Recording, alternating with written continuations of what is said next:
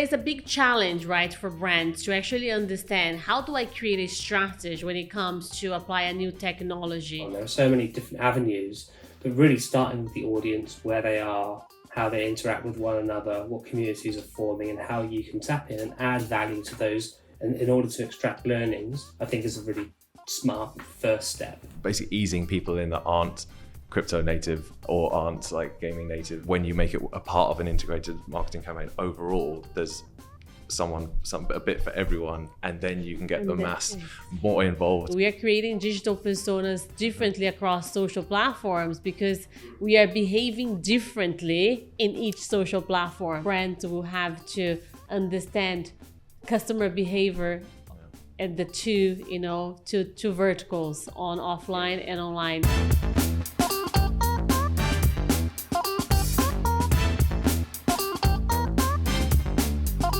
Hi everyone, I'm Maira Genovese. I'm the founder and president of MD Empower, a fully integrated marketing powerhouse agency, and this is our Influencer Marketing Uncover podcast. Welcome. Today, we will explore some topics I'm really excited and fascinated about it. Metaverse, creativity, and immersive experience. Our guest, very special guest, is Sanfield. He is the Director of Innovation and Creative Partnership for Yahoo Creative Studio, a branded content studio working with a multidisciplinary team of filmmakers, editors, designers, photographers, strategists, and technologists developing data-led content experience. And to share this conversation with me, as you know, every week I have a special guest co-hosting with me, and today I have Ross, our Senior Design Manager here at MD Empower. So I'm very excited to have Ross here with me for the second time. So Ross, it was about time for you to come back, right? It was. Hi Maira, thank you so much for having me on again for our second Influencer Marketing Uncovered podcast. What an exciting topic that we have this week, especially with Sam joining us. Our guest is a top mind when it comes to content creation, helping brands to understand how to creatively and effectively adopt these new emerging technologies, especially in the Web3 space and all digital experiences. So it's a pleasure to have you on, Sam. Thank you. Pleasure to be here. Thank you, sir. Very excited to have you here. Thank you for taking the time. Son, we have so many, to talk about it. And as I said at the beginning of, my introduction, I'm very fascinated about the world of Web3, but I still have a lot of questions that I wanted to, to understand myself of how we're going to actually moving towards to that direction of experience and of course Web3 when it comes to Metaverse, NFT and crypto and all of, those Web3 technologies, innovation that's coming in our way. So you are one of, we've read I read a lot about your experience. And for what I could do throughout my research, you have been a very early adopter of new technologies and innovation throughout your career path. So to start with, tell us a little bit about you, about your career, and how you got to this point of, being very, very, ahead of the game when it comes to new technologies and disruption. Yeah, well, I've been working in kind of digital media for a long time. I was at BBC. I worked for Top Gear for a long time, running partnerships for them. And I joined the company I work for now, Yahoo, when they were being bought by Verizon. And Verizon, as you know, one of the biggest companies in the world, but yes, a telco, but really a global technology company. So the amalgamation of that business with the more traditional media business that sit on lots of technology, a huge kind of unified tech stack, and being able to leverage that in brand storytelling was really exciting. Verizon pioneers in 5G. There's a lot that they're investing in, considering the idea that connectivity is going to fuel creativity and more immersive experiences. So Yahoo, the business I work for now, is independent of Verizon now. We have a studio that helps brands to embrace emerging technology in their brand storytelling. We focus really across branded content, XR, gaming, and creative technology, and increasingly, virtual world building, integrate gaming solutions, and sort of tapping into that next sort of Web3 and next iteration of the internet. The other thing we've done is we've built a studio in central London, in Holborn, that is a combination of traditional and next generation content creation. So we have a traditional 4K broadcast studio, but we also have an XR stage. So LED walls, LED floor allows us to create really immersive storytelling, next generation branded content. It doubles as a motion capture studio, so we can create avatars performing in against these virtual spaces. And we're also building sort of 3D capture spaces, so photogrammetry for 3D objects and people, or volumetric video that creates holograms of performers, which is where we're seeing the entertainment industry moving now towards that type of capture. Films like Aquaman, all of the fight scenes were done using volumetric capture, for example. So for us, it's about how do we take next-gen technology, trends and technology, and make them more accessible to our brand partners, advertisers in their day-to-day brand storytelling. Very, very interesting. Like what like listening to you saying, like you're like working with brands to help them to actually, discover, how to create experience into Web 3.0 and more experiential for their brands. How because there's a big challenge, right, for brands to actually understand how do I create a strategy when it comes to apply a new technology.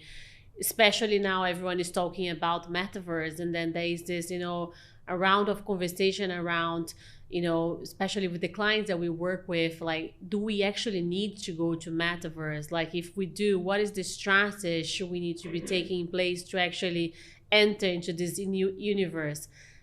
How do you see as a challenge for brands when it comes to, embracing new technology? Because you have to have a purpose, right, in order for you to create those experiences. Because to my perspective, you cannot just, just because everyone is creating, experience on like VR experience, augmented reality, or even metaverse, is necessary that you have to jump straight into it.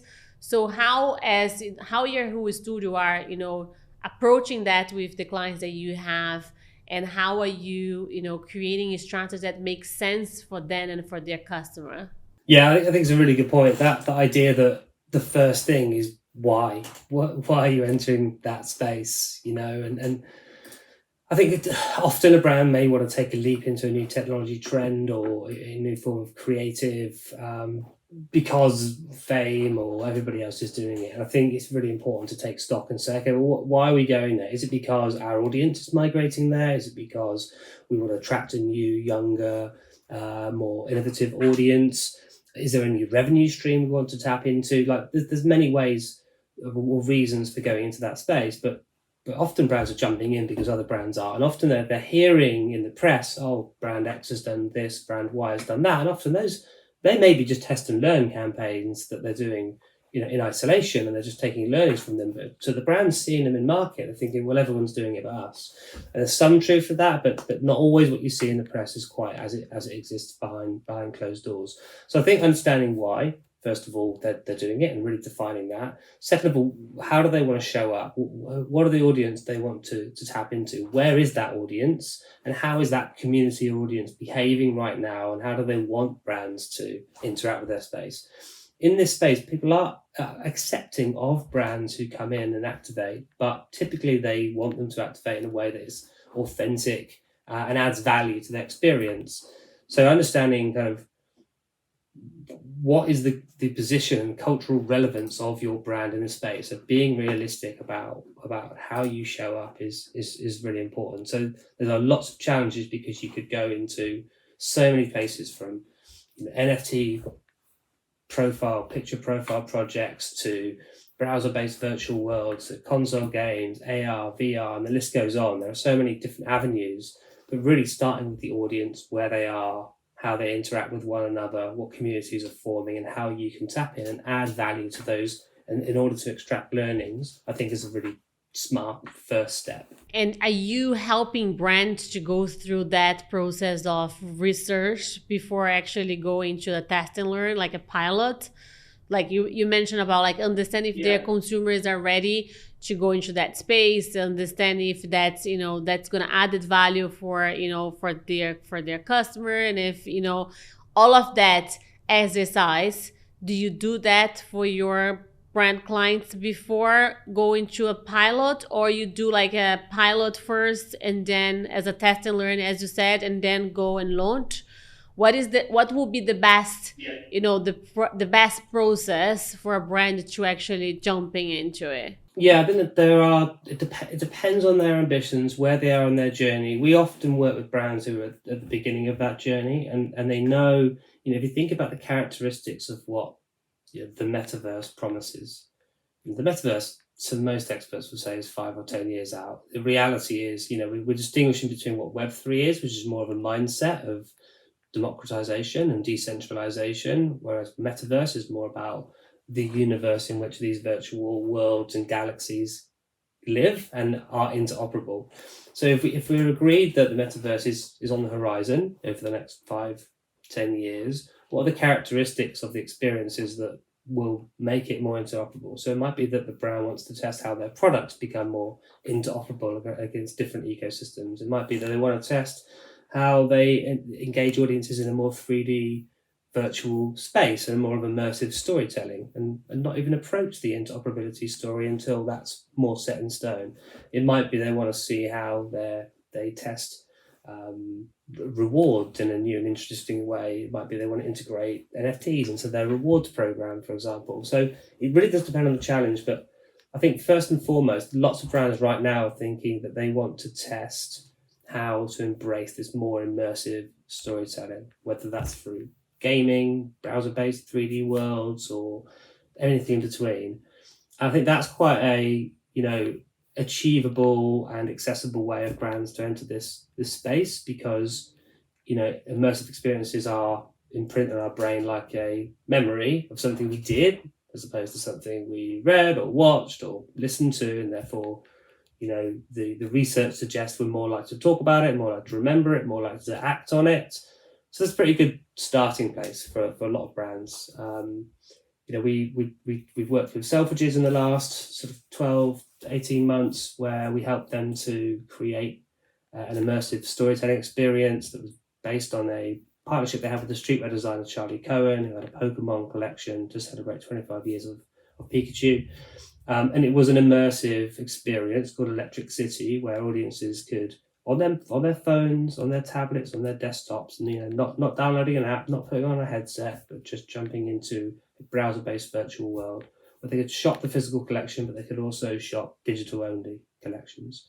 It was the first time Selfridges had ever tested digital wearables, selling digital wearables, and they wanted to understand what the demand would be and how people would react to it and how people would navigate this virtual space.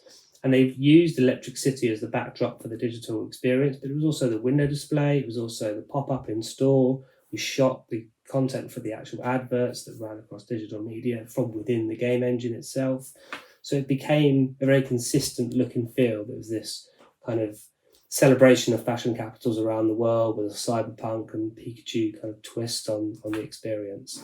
So that was, a combination of a paid partnership with elements of proof of concept, with elements of co-funding, shared revenue, very collaborative, very much a pilot, but, went on to inform the more work they did. They went into Metaverse Fashion Week with Paco Rabanne last year as well. It's sort of the beginning of the journey for them, and the response was incredible. In fact, I was about to ask the response. What was the response of it? I saw this.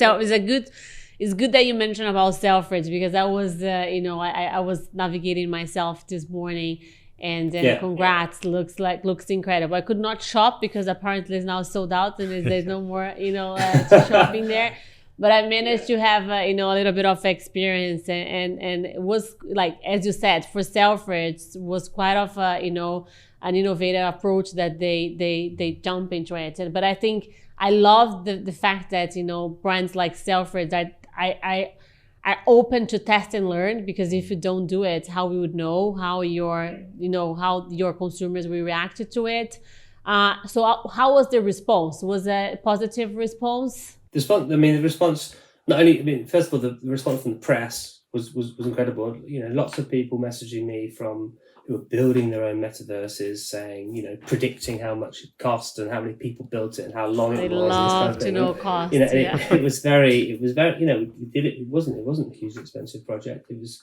It was accessible. We try everything we do. We try to use web-based technologies so they can scale and they can be measured and they're not going to cost incredible amounts. We have in-house resources. But at the same time, we want to make sure they're really accessible for audiences. You point and click. We don't have sort of gaming controls and AWSD keys and mouse. It is point and click and explore it that way. So it's kind of gently introducing people to the idea of a more immersive, more spatial way of shopping. And there are other platforms if you want avatars and you want to have blockchain integrated. I mean, we had NFTs integrated. We didn't call them NFTs. You could buy them through Shopify. You bought them with a credit card or Apple Pay or Android Pay. You got a wallet set up for you, which was just a web-based wallet. It didn't talk about NFTs. And within that wallet, you got your digital wearable, which you could then create your avatar with and take it into, at the time, 300 different games and applications. It's now about 3,500 as that platform has grown. And you also got a snap lens that you could dress yourself in the wearables using Snapchat, using the body tracking. So we tried to build utility into the digital collection. And if you were crypto native, you could mint it to your Ethereum address for free. And that was built into the experience. But we didn't lead with NFTs because Salvagers wanted more. We wanted to understand our audience is interested in dressing their avatars in this collection as well as the physical collection. And the answer was that the digital sales outsold the physical sales by about 30%. So it did well. It did well. I think we had about 850,000 interactions in the experience, and it was integrated into their e-com. It was hosted within their women's wear site. And it was interesting that we were dealing with the head of women's wear buying, the global head of women's wear buying. Jeannie Lee was the person we dealt with on a day-to-day basis. It wasn't PR and marketing who we normally work with. They did get involved, but actually it was from a different perspective, and it was quite a sort of refreshing and different approach because it was very much thinking about the user experience and the collection and the hero in the collection and the brand story. I think that's a really interesting point, especially for the kind of conversations that we're having at the moment. And you touched on it, like basically easing people in that aren't crypto native or aren't like gaming native audience, because not everyone has a crypto wallet. We do a lot of research like here, and we do a lot of strategies, and it's about not sort of dumbing it down for people, but to really just ease them into a situation they're more comfortable in. So if you make it more of an integrated campaign with e-commerce involved in it, with like you mentioned, window displays, other activations that people can kind of ease themselves into it, understand the campaign, and then take it that step further because you obviously become more interested. Anyone's going to become more interested when they wear a headset or when they have more of an immersive approach to it. But I think that's fascinating that when you make it a part of an integrated marketing campaign overall, there's a bit for everyone, and then you can get the mass more involved, or the target audience that's 100%. Less Gen Z involved. So that's a really interesting approach to it. Definitely, and it was a similar approach. I mean, you talk about kind of non-gaming audiences. John Lewis was another one we used. We used the platform we built. We called it the Immersive Player. We used it for the John Lewis Christmas TV ad last year, 2021, and that was a rewards campaign. It was originally briefed in for the main, get more views of the main TVC, but actually they were always going to put that money into performance because they want to get views of the TVC. But the rewards team were really keen to create something that their loyalty customers could access and unlock rewards within. So we took the aesthetic from their hero asset, which was their TV campaign, which was the unexpected guest with the little boy who sees the spaceship crash land into the forest behind his house, and it allowed you to kind of live out the narrative beats of that boy. So the beginning of the advert plays, you see him see the spaceship, and then you appear on his street and you can find the forest and go and find the spaceship, and we've hidden in the forest. You see the next part of the advert when you find the spaceship, which is where the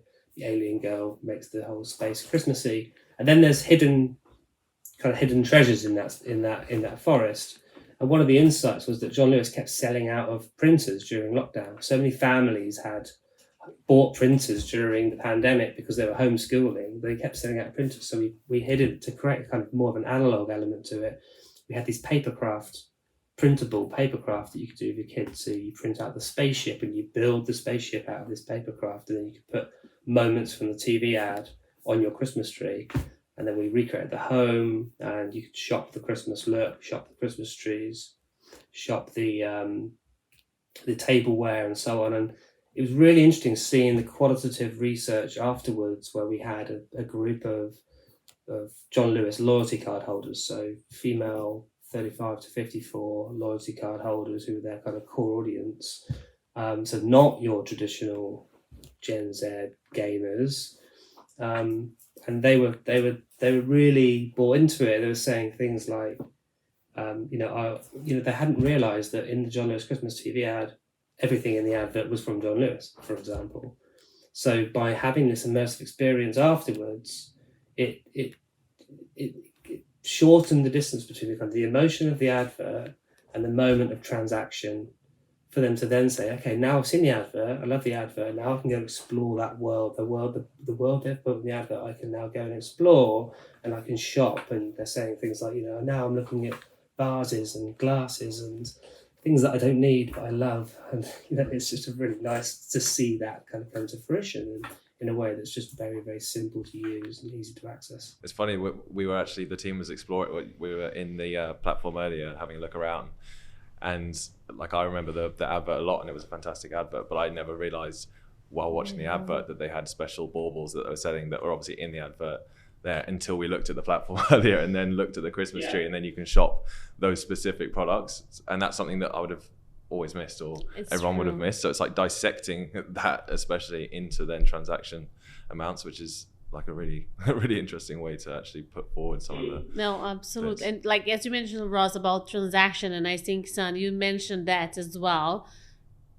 Big question all around immersive experience and metaverse is how do you measure your ROI, right? So because it is not a small investment, right? We all know that, because it's involved technology and it's involved, a ton of people to actually create those experiences.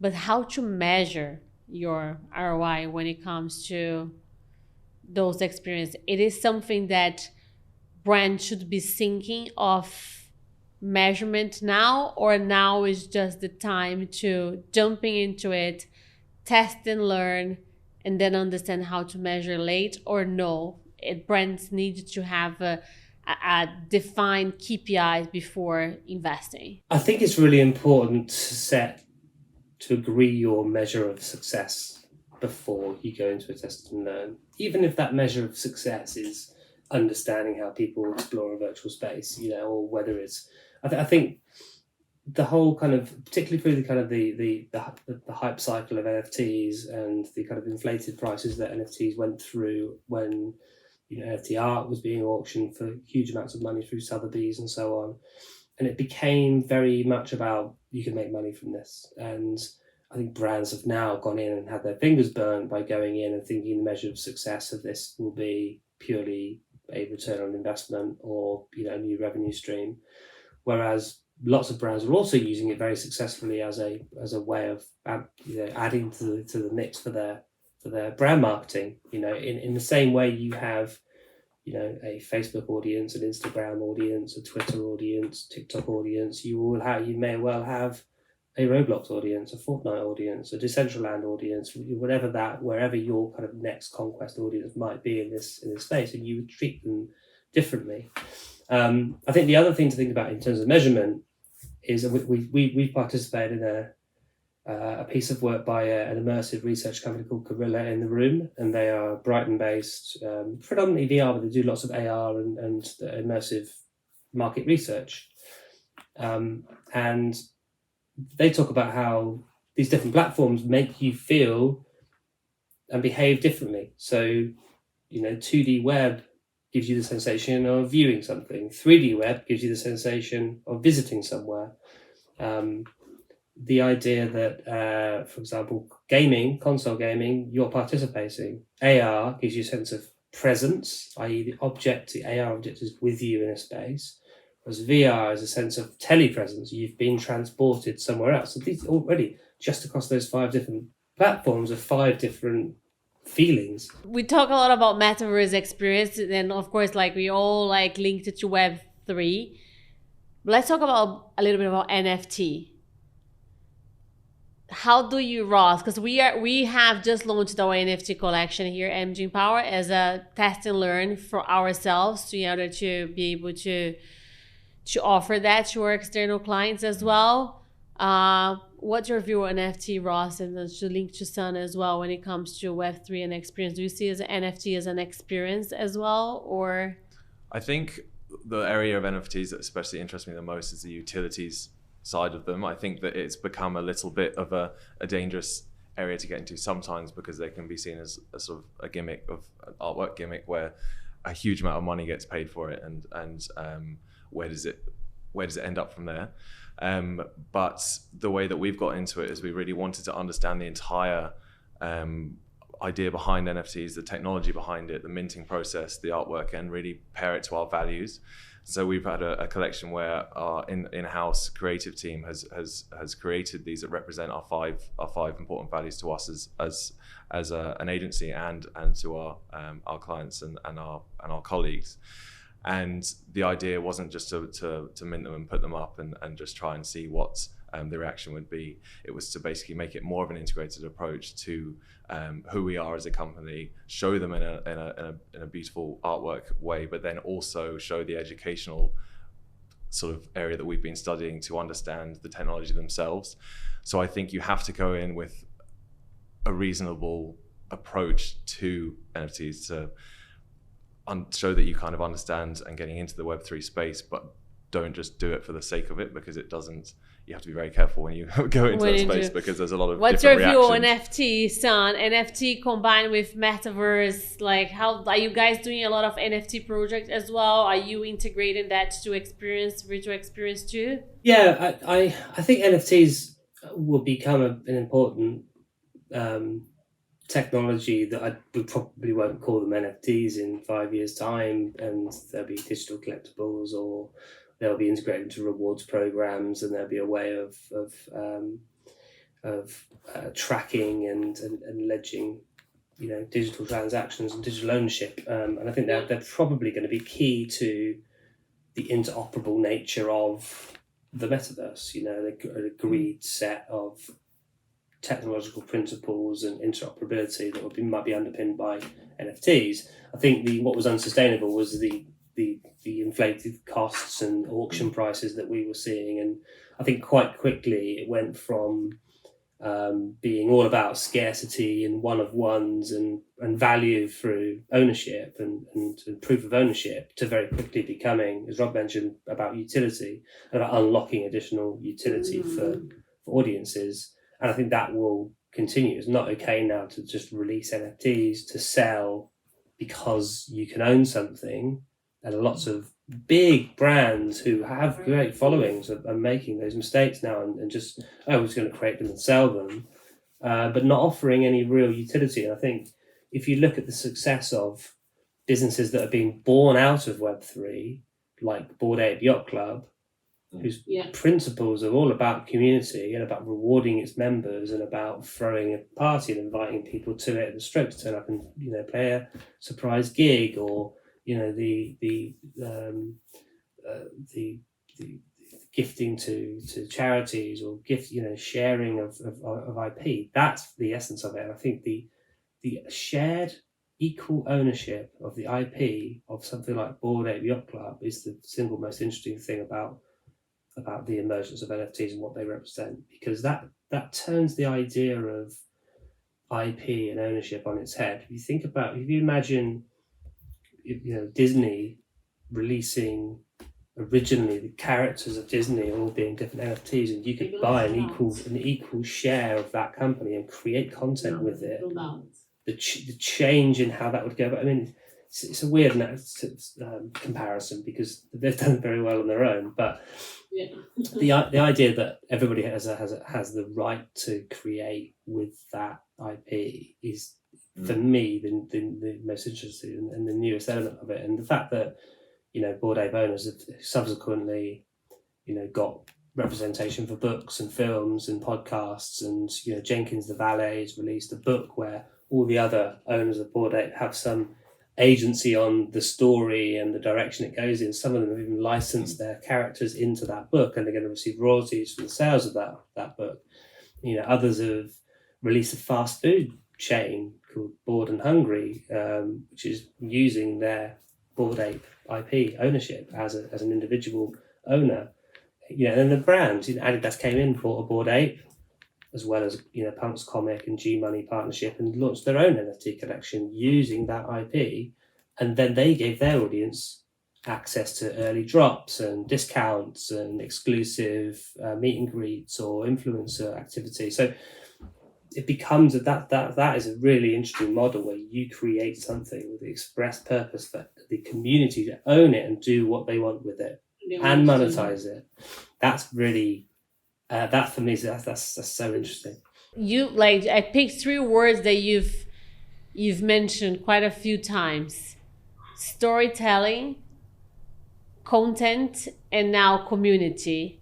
Do you think that 3 is actually what's going to make brands to succeed within the Web3? Yeah, I think that probably is. They probably are the main spaces. I mean, I think brands need to be realistic about who they are in that space. Yeah. Are they this huge culturally relevant brand, Adidas, Nike, Disney, who just play in that space and create amazing content? Or are they more of a functional brand? We're going to add value, but either way, they have to add value to that community, either through entertainment and people buying into it because they love that IP, or they're adding value through function and making it an easier, more equitable space, and perhaps even allowing them to monetize their creations through this brand's platform or IP or involvement in some way. But I do think storytelling is absolutely key. On that point, and it's such a fascinating part of the digital collectibles and blockchain, and having this utility and almost like turning it into a franchise model, or like you said, like you own this part of it and you can then go off and have your own community or your own business through it. This still comes back to, I guess, to the point of, if you aren't crypto native or you aren't NFT native or you don't understand the chain, like how there's some amazing strategies and ideas that we've just talked about just now, but how do you, I think that still brings back to our point of like, how do you get that person to buy into this, like into this model, into this idea, when it's so new and so kind of a little bit scary to some people, I think, when it's kind of the unknown. What kind of, like, how have you approached that? Yeah, especially if you're like a non-gaming generation, or like, because like, as like an example for myself, right? I've never was and still I don't play games into Roblox or any sort of game, but I'm very interested to myself to experience the metaverse. But how do onboard those? Because of course, like if you think, I think that's what your point, Ross. Like, because gamers, it's easier to onboard gamers like the Gen Z that have been actually playing games for the past 2-3 years, and we know that during the pandemic, it's when Roblox and Fortnite, like, they exploded, right? Because we were all like stuck at home, and especially the Gen Z generation. So for them, on my perspective, it might gonna be easier for them to actually onboard into new experience as metaverse, but how to do the opposite? I do think it depends on the platform and the environment, because if we were talking to brands the reason why we did what we did for John Lewis is because it was easy to onboard. It's a click and you're there, and it's very easy to explain, and people are used to sort of using a mouse or using their phone, pointing and clicking. I wouldn't probably be recommending doing something in the Sandbox or or Decentraland or something like that to a brand whose audience were not gamers or crypto native, or at the very least, au fait with immersive 3D storytelling. It would be more of a leap, certainly if I did, I would want to build in some very, very clear onboarding in the front end via branded content or via landing experience that very, very clearly held their hand through that process. Because there's a reason, even if you look at things like NBA Top Shot, they never mention crypto, they never mention blockchain, and they are such a hugely successful activation around NBA. And it's you can't be good at NBA Top Shot if you're just interested in crypto. But you can be good if you're really interested in basketball, because it's about spotting the next generation, or the rookie of the season at the beginning of the season who no one backs, but actually you find them and you collect them, and then they're worth something at the end of the season. So I think the same reason we don't talk about necessarily NFTs, we didn't talk about NFTs in the Selfridges project. We recently did an AR scavenger hunt where we dropped NFTs across London for a big credit card company to showcase their rewards program. They were NFTs, they were off-chain NFTs. We never called them NFTs. We only called them, we dropped digital prizes across the map, and people went out there and found them. We found the people who played the game were hugely engaged, and they were the ones who moved the dial the most. 40% up in spontaneous awareness of that brand, who are a big brand that most people would know very, very well. And it wasn't just younger Gen Z audiences, but it was people who were out and about in London and saw an activation there and went and scanned it and played the game. And so I feel like we've all been through more of a kind of digitization of our lives, whether it's doing this virtually more than we used to, whether it's FaceTiming grandparents, or visiting more conferences online, or and it's not just even gaming and metaverse, but I saw a study recently said that the average person spends 3 years of their life updating their social media profile. Oh my God. Wow. That's crazy. All right. This is crazy. This is actually crazy. So the idea of a digital persona isn't necessarily new either. It's been around for a long time. It's just now people are spending more time as digital selves, and therefore they're more likely to want it to represent who they are. And that potentially leads to people being willing to spend money to enhance their digital persona, or to showcase and buy things that reflect them. It's funny that you said about digital persona, because like something that, like myself, I've been noticing that is this digital persona is actually a thing. Because if you look up the same person on Instagram, she's one person or he's one person. But then you go to LinkedIn, it's a different digital persona in there. But then if you go to Twitter, it's actually another one. But we're actually talking about the same person. But we are, as a human being, we are creating digital personas differently across social platforms, because we are behaving differently in each social platform. And I think that will be the same for Metaverse, because we're going to have to create our own avatar. So how our avatar is going to look like when, for example, I can give an example of myself. Would I want it to be myself as an avatar, or I wanted to create a completely new Maira that perhaps I've dreamed of, but I cannot be a real person, and I'm going to be a different persona in there. So I think it is, I agree with you, we think that is a new thing, but actually we've been creating our digital personas for quite a while, right? So it's not something that is just happening now. It was really interesting actually when Decentraland did their Metaverse Fashion Week back in March, and we did an activation in there for there's a bit of a proof of concept. We opened a venue in there and we held a kind of sci-fi fashion show in there. And it was funny seeing people, like colleagues who aren't necessarily crypto native, they're not necessarily gamers or metaverse native, a colleague of mine. And she found herself going to Fashion Week with the base avatar and going, I don't want the base avatar. I want to dress this up. I'm going to buy. So she ended up buying things in there and dressing it in there because she wouldn't want to turn up to Fashion Week not looking special, right? And it was, as someone who was relatively kind of skeptical at the beginning, ended up buying things in there and actually showcasing it. And what I think what you notice actually is people don't necessarily want to just look like themselves in there either, whereas perhaps they do on LinkedIn and other platforms. In here, people are a bit more willing to maybe experiment and be a kind of larger than life version of themselves, or maybe a slightly different version. And that is gonna be the biggest challenge for brands, right? Because nowadays we target direct consumers, but eventually we're gonna have to think how to direct to avatar, right? Because the behavior that I might gonna have on in a retail store, it might gonna be the same as I will have on an experience retail store. So how brands will have to understand customer behavior at the two verticals, on offline and online.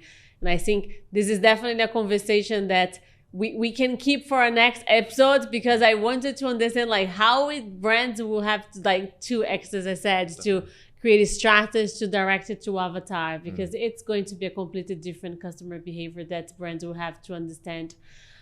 Son, we could stay here forever talking, because it's a very interesting topic for us, and of course for our listeners here of our Influencer Uncovered podcast. So thank you so much for taking the time.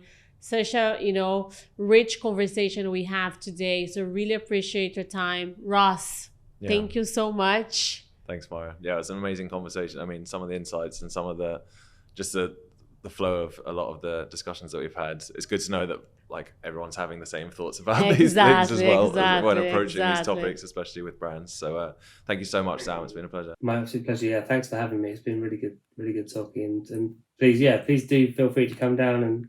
Yeah, I wanted to visit. I will next I'm gonna email you saying, "Son, when can I come and visit you and see your work you've been doing?" So congratulations for all the work that you guys has been doing. I saw, as I said, the selfish immersive experience you guys created. Really, really impressed, and looking forward to continue to see you guys rocking into that space, and hopefully we can learn more from you. So thank you so much. And thank you for everyone that has been listening us today here at our Influencer Uncovered podcast. Hope you have enjoyed this rich conversation we have with Son and Ross. And if you're not following us yet, please do so on Spotify, YouTube, Amazon, and Apple. So again, thank you so much for the audience. Thank you so much for listening us. And I hope to see you soon on our next episode. Thank you, and grateful as always. Thank you so much.